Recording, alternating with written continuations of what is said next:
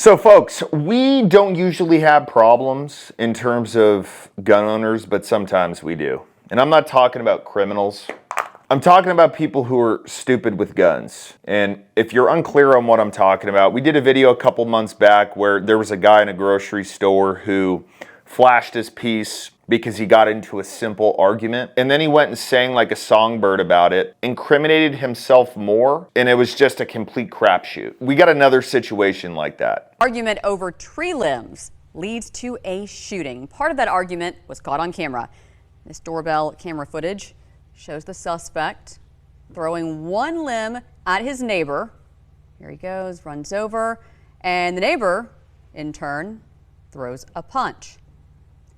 Happened this morning on Capitol Boulevard in Escambia County, Florida. WKRG News 5's Alexa Daly spoke with the suspect's wife, who tells her side of what happened next. Oh boy, the good old ego got involved. So I think this is a lot more common than we think. But at the end of the day, this is kind of where honor and integrity comes into play. If you were willing to get into a confrontation with someone, and I'm not saying never to do it, there are times when you have to confront someone, but if you're willing to do that, you have to be honorable about it, or else you're gonna get thrown in jail. And that's kind of this situation.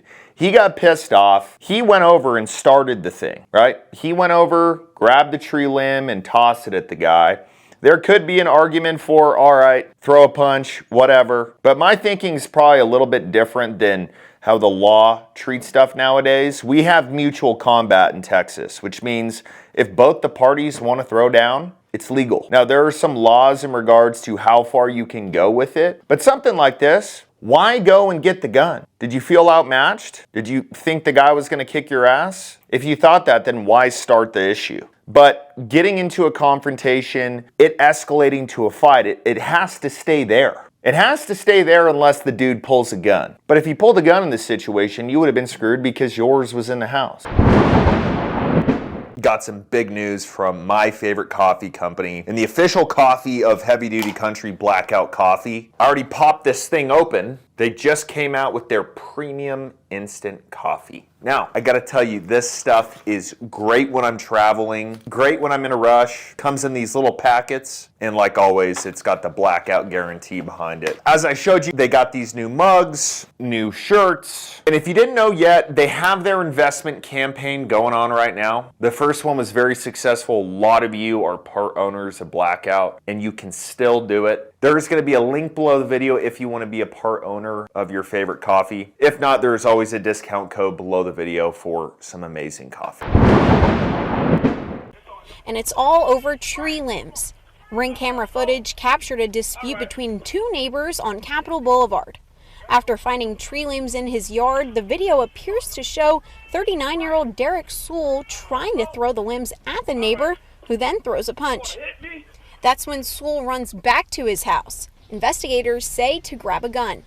Honestly, I'm starting to see more and more of these nowadays. And it simply comes down to one thing. When you own a gun, you can't use it for anything other than self-defense. It is not an argument ender for you. It is not even a fight ender for you. It is a tool used to protect your life. And somebody simply throwing a punch after you engaged in the situation, that's not a life or death situation. It's really interesting though, because you can hear the guy running back to his house when he goes to grab his gun, and you can hear him say, all right, like, all right, you want this? Okay.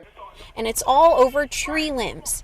Ring camera footage captured a dispute between... And look, as a man, this is a natural thought process. It takes a lot of self-work to get past the ego and say, you know what, this guy's an idiot, you're not worth my time, goodbye. It's pretty natural to be like, okay, yeah, you want to shove me or punch me or something? It's a natural thought to be like, okay, let me give you one back. But escalating it to where it's, okay, let me take your life. Not very honorable. I don't know. Every fight that I've been in, and I'm not proud of it, like I've said in the past, back in my rodeo days, there wasn't really any rules, but if there was a rule, it was you keep the fight fair. It's not this, oh, you want to fight me? Well, let me pull out a dagger. You're just kind of telling everybody you're soft at that point. Sewell's wife says the two neighbors have had issues in the past.